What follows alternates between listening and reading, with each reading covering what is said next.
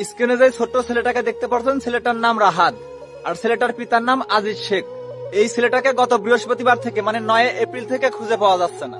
এই ছেলেটিকে হারিয়ে তার বাবা মা সন্তান হারানোর যন্ত্রণায় পাগলের মতো রাস্তায় রাস্তায় ঘুরতেছে আর দু চোখের পানি ছেড়ে দিয়ে আল্লাহর কাছে ফরিয়াদ করতেছে, হে আল্লাহ, তুমি আমার বুকের মানিককে আমার বুকে ফিরিয়ে দাও।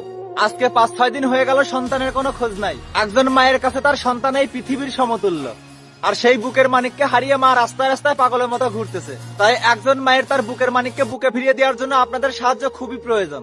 যদি কোনো সহৃদয়বান ব্যক্তি এই ছেলেটির খোঁজ পান বা এই ছেলেটিকে দেখতে পান, তাহলে অবশ্যই স্ক্রিনে দেওয়া নাম্বারে যোগাযোগ করবেন। ছেলেটির ফুল ঠিকানা হচ্ছে রাজবাড়ী জেলা পাংশা থানা, কলিমোহর ইউনিয়ন, মাসালিয়া গ্রাম।